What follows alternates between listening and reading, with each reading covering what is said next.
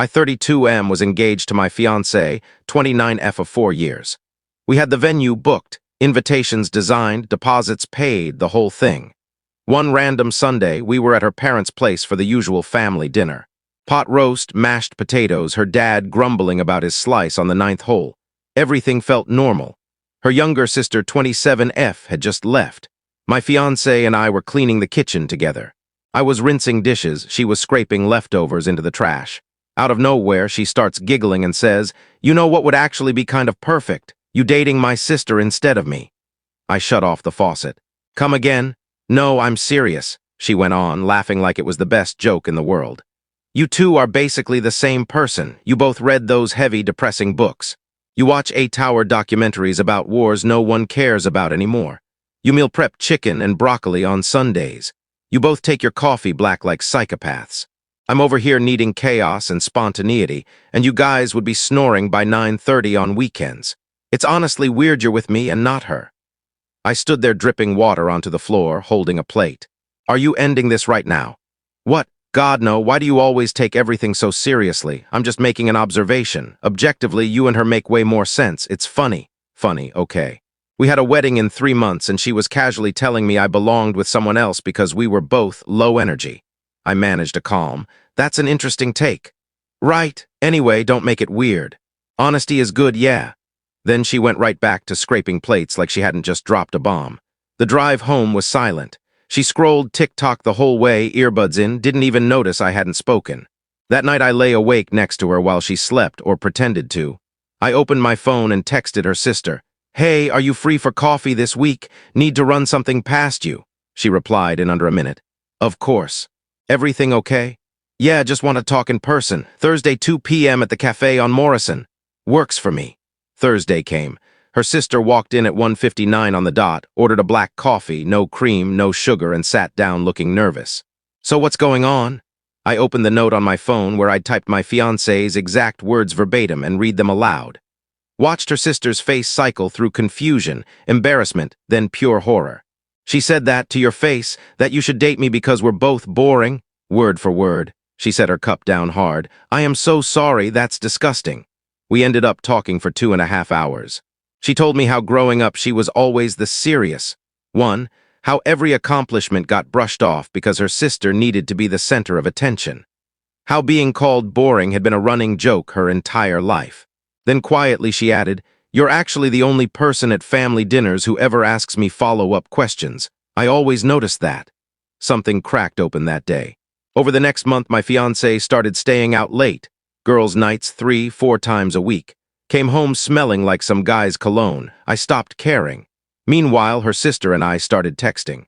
Books, work gripes, dumb memes. Conversation just flowed. No performance required. One day she sent, "Want to get actual dinner, not the kind where dad talks about golf for 3 hours." We went to a tiny Italian place. Closed the restaurant down talking. Discovered we both wanted to see museums in Europe, not party on yachts. Both thought the wedding industry was a scam. Both hated loud bars. Over tiramisu, she asked, "Be honest, are you still going through with the wedding?" I put my fork down. "Every time I try to picture it, I feel nothing. That's bad, right?" "Yeah," she said softly. "That's really bad." She didn't make a move, didn't flirt, just said, "Whatever you decide, I'm here. As a friend, zero pressure." That night I came home, looked at my sleeping fiancé, and felt hollow. The sister and I kept meeting, coffee, lunch, hours wandering bookstores. It never felt forced. It felt like coming home. Then one afternoon she texted, "This is insane, but I'm developing feelings for you. Tell me I'm crazy." I stared at the message for 10 minutes before typing. "Not crazy, same." "What do we do?" I end things with her first, properly. Saturday morning, I made coffee, sat her down. "We need to talk." She didn't even look up from her phone. "About what?" "I'm calling off the wedding. I can't marry you." That got her attention. She laughed, actually laughed. "Wait, this is still about that dumb joke." "Babe, grow up. It's not a joke if you meant it, and you did. You think I'm boring, you think you settled, I'm done." Her face shifted. "You're seeing someone." "I'm not cheating, but yes, there's someone else now." "After you ended us?" Her eyes went wide. "My sister, you're actually dating my sister." I didn't answer, didn't need to. She threw her coffee mug at my head. It exploded against the wall behind me. "You piece of trash. You think you can just take her? I'm leaving because we're over. Whatever happens next isn't your business." I'll destroy you. I'll tell everyone you cheated first. Tell them whatever you need to sleep at night. I'd already packed. Took me 20 minutes to load the car while she screamed. I called her sister from the driveway. It's done. Are you okay? No, can I come over? Keys are under the mat. The fallout was brutal. My ex immediately called my parents sobbing, said I'd been having an affair with her sister and abandoned her. My mom called me hysterical. My dad lectured me about cold feet. They swallowed her story whole. Then the vendors. My ex told everyone the wedding was still happening. We're working through it. I lost thousands in non-refundable deposits, had to hire a lawyer to force partial refunds. Final damage. Roughly $16,800 between deposits and legal fees. Her parents threatened to sue me for breach of promise. Her mom wailed about the mother of the bride dress she'd already bought. Her sister tried explaining. They shut her down. Blood is thicker than water. You're choosing a man over family. The lease was in both our names. I moved out. She refused to leave or get a roommate. Tried to make me keep paying half while she used the whole place. I told the landlord either she pays full rent or we both break the lease. She couldn't afford it, had to move back home eventually. She showed up drunk at my new place at midnight, buzzing the intercom, screaming. I filed a police report. Cop basically shrugged. She tried getting me in trouble at work. Security banned her from the building. Mutual friends blew up my phone. How could you do this to her? Her own sister? I sent a few calm explanations with screenshots. Some listened, most didn't, blocked the rest. Her sister got it worse, daily guilt trip calls from their mom, eventually blocked the number. Then came the day we told the family in person. We walked into Sunday brunch holding hands. Her dad opened the door, saw our hands, went white. Her mom dropped an entire stack of plates when she saw us. My ex, dressed in angelic white, started maniacally laughing. Perfect, this is just perfect. Her sister spoke first, calm and clear. We're together, we wanted to tell you face to face. The room exploded. Her dad ordered us out. Her mom sobbed. My ex screamed about betrayal and revenge. Her sister finally unloaded 20+ years of resentment. The copied college essay, the dented car, the high school boyfriend sabotage, every graduation and milestone hijacked. Everything. Their parents sat there stunned.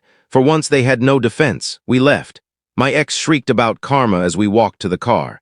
Aftermath, my ex made private Instagrams with cryptic betrayal quotes. Tried getting her dad to call my employer, he refused. Got written up at work for unhinged posts. The guy she cheated with ghosted her. Had to move back in with her parents, who slowly started seeing her for who she is. Her parents eventually cut her sister off completely. Sent the "you're not welcome until you end this" text. Her sister replied, "Okay." They didn't expect that.